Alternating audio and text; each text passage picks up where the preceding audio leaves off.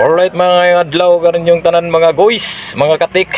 Mao ni ang among gi-repair karong adlaw. Genset 250 kVA.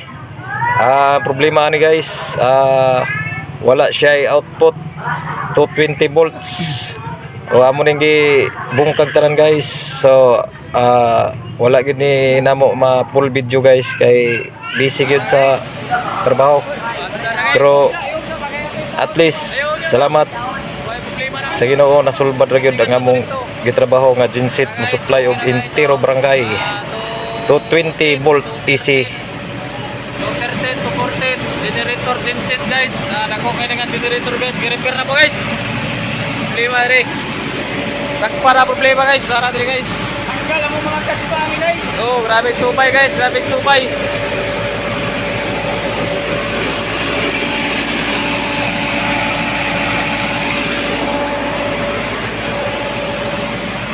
Wah, di siya kurente guys, may kurente guys.